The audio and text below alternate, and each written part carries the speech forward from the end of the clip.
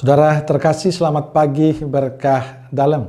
Sudah kita memberi senyum hari ini, Jumat 18 September 2020. Mari kita awali permenungan kita hari ini dengan tanda kemenangan Kristus. Dalam nama Bapa dan Putra dan Roh Kudus. Amin.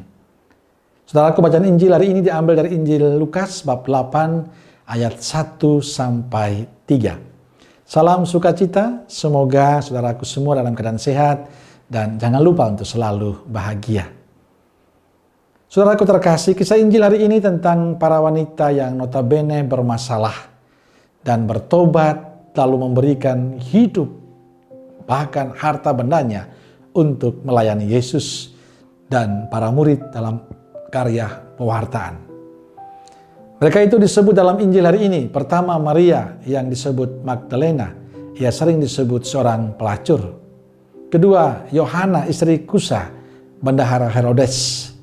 Ketiga, Susana. Dan masih banyak wanita lain yang mengikuti Yesus dan membantu karya pelayanan Yesus. Saudara terkasih, ada dua hal menarik dari bacaan Injil hari ini untuk kita semua. Pertama, Lukas menempatkan peran perempuan dalam pelayanan Yesus. Jadi tidak hanya laki-laki yang melayani Yesus, kaum perempuan pun ikut serta melayani Yesus. Mereka berasal dari lapisan sosial yang berbeda. Lukas ingin menyampaikan pesan penting untuk kita, bahwa kabar baik Tuhan itu ditujukan pada semua orang, tidak hanya pada orang tertentu atau lapisan masyarakat tertentu. Injil sukacita Tuhan diwartakan kepada semua manusia, termasuk kepada perempuan, dan mereka punya hak yang sama dengan kaum pria untuk mewartakan Tuhan. Kedua, perempuan yang ditampilkan dalam Injil adalah perempuan yang sebelumnya bermasalah. Tapi setelah bertemu dengan Yesus, mereka bertobat dan mau melayani Yesus.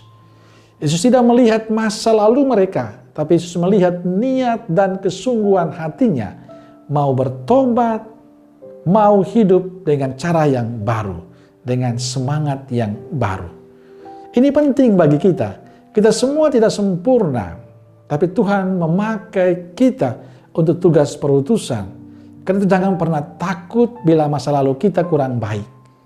Lalu kita tidak mau aktif dalam pelayanan kita. Kita tidak mau aktif dalam gereja, dalam lingkungan, dalam masyarakat kita. Jangan.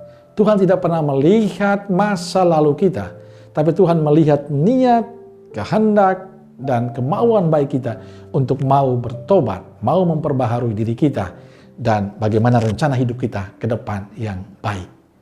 Saudaraku terkasih, saya mengenal banyak sahabat yang masa lalunya tidak bagus, tapi mereka mau bertobat, mereka kembali ke jalan Tuhan, dan sekarang mereka sangat militan untuk melayani Tuhan. Dan saya sering menyebut mereka adalah orang-orang gila karena Tuhan. Saudara yang terkasih, jangan sesali masa lalu kita, tapi syukuri rahmat dan cinta Tuhan yang kita terima, dan mari kita memberikannya, mengabdikan diri kita untuk Tuhan lewat pelayanan kita. Saya percaya, kalau kita punya niat baik, punya ketulusan, punya kemauan baik untuk memberikan diri bagi Tuhan, dalam gereja kita, dalam komunitas kita, dalam lingkungan kita, akan memberi berkat yang luar biasa untuk kehidupan kita.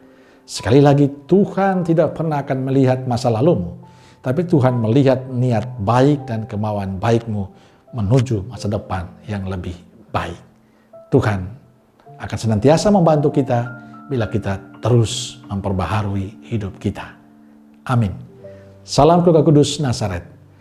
Dan semoga kita semua hari ini diberkati oleh Allah yang Maha Kuasa, Bapa, Putra, dan Roh Kudus. Amin.